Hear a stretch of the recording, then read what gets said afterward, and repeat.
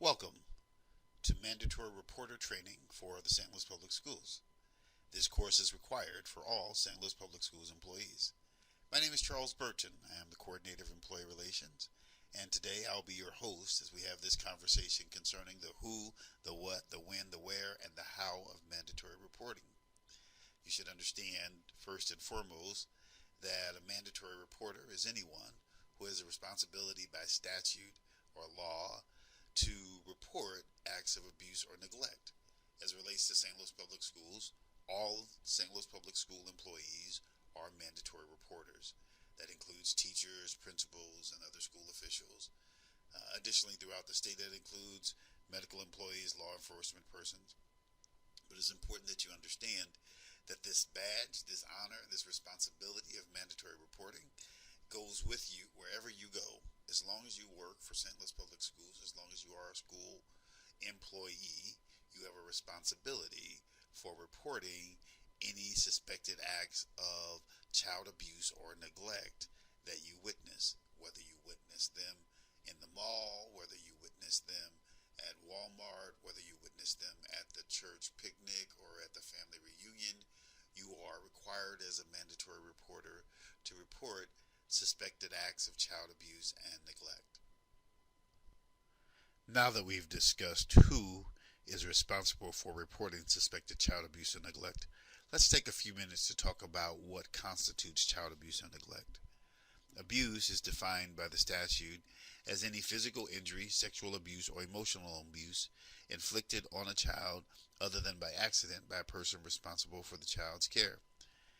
Neglect is defined as failure to provide by those responsible for the care, custody, and control of a child the proper and necessary support as required by law. That includes nutrition, medical surgery, food, clothing, shelter, etc. As it relates to abuse, let's be really clear. Accidental injuries are not abuse. If two children are fighting, as an adult, I attempt to break up the fight. In the process of restraining one of the students, I scratch the student. While the student has been injured, the student has not been abused. That act of reasonable restraint is, first of all, protected contact, and secondly, does not rise to the level of abuse because it wasn't the intent of the person to harm the other. Moreover, assuming the restraint is reasonable, it is appropriate and necessary to see to the safety and well-being of our students.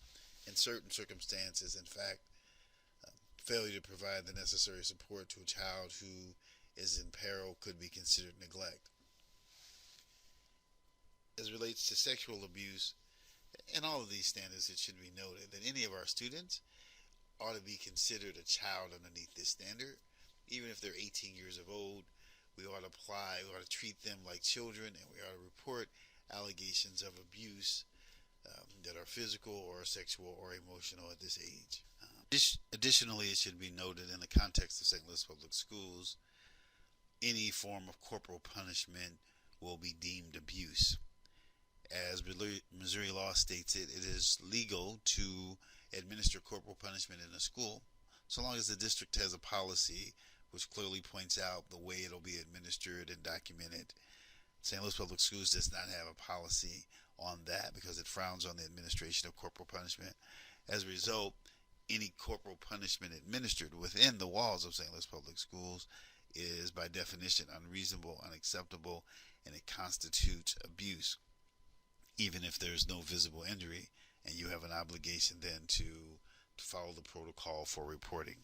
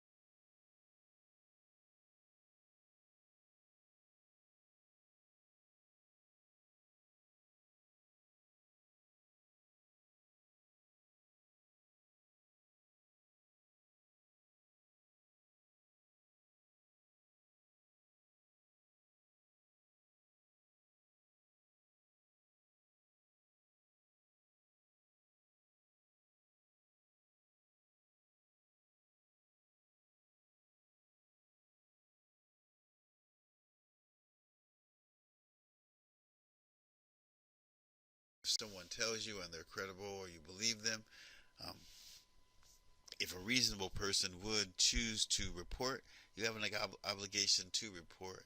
Failure to report could result in disciplinary action within the district. Moreover, failure to report is a statutory violation of the law and throughout the state for those of us who are mandatory reporters. And as I said to you before, all St. Louis public schools are mandatory reporters. Therefore, anytime you have a reasonable suspicion that a child has been abused or neglected, you have to report it. So let's take this for instance, right? You got a student named Johnny. Johnny comes to school on Monday and he's got a bruise on his arm. You say, "Hey Johnny, what happened?" Johnny says, "Oh man, I was playing with my brothers. I got four of them. It got a little rough, and then next thing you know, I hurt my arm." You say, "Okay, maybe that happened." Next day, Johnny comes in and he says, "Hey, you notice he's got a bruise on the other arm." You say, "Johnny, what happened over there? You got another bruise."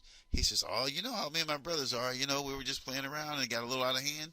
And next thing you know, I got hurt." He says, "Okay." So 2 days later, Johnny comes in and Johnny's got a bruise on his arm. Got a burn mark on his arm. I'm sorry. And then you say to yourself, something must be up. So you say, "Hey Johnny, what's going on? You got a burn on your arm today." He says, "Oh, me and my brothers were playing. We were wrestling close to the ironing board, and the iron fell on me, and I got burned." All right. So a couple of issues here. Right? So the first issue is, when do I hotline this? When does this rise to the level where I'm concerned that I believe the student might be being abused? For our purposes, I'd suggest after the second incident. There's a good possibility something's going on at home. Either either mom or someone is causing injury to this child, or no one's paying attention, and people are getting injured. And certainly by the third time, and 3 times in 4 days, this child showed up to school with an injury. Certainly by then, every one of us should be making a phone call to Division of Family Services to make sure this child's okay and there's not something going on in that home that's causing him to be abused. It's reasonable at that point to suspect the child's being abused or neglected, and that's the kind of analysis you should be involved in. Look at the circumstances, figure out what's going on. With that said, it's important to note you don't have to know that the child is being abused or neglected. You just have to have a reasonable suspicion. And if we had to wait until we knew, we would miss so many of these cases. And the good news is, as long as you in good faith believe there's a reasonable suspicion that the child is being abused or neglected, then you have an obligation to report that to the Division of Family Services. Lastly, we've talked about the who, the what, the when, the where, and the how. Now let's just talk about what information you need to report. The simple answer is whatever information you have. Sometimes you're not going to have all the information. You'll witness something. You won't know the child's whole name. You won't know the adult's whole name. You won't know where they live. You won't know their social security number. That's not an excuse not to report. So once you see it, you have to make the phone call, share the information you have. If it's possible to get the other information, you have access to those things, get that information. It'd be great to know, who the victim is, where they live, what their date of birth is, their age, their sex, their race. If they're a child within your school, you can get that information and you can share that with the Division of Family Services. If you're outside of the school, you're on a field trip, you may not have access to the information. You still need to make the phone call. If necessary, you can call back later and share the supplemental information.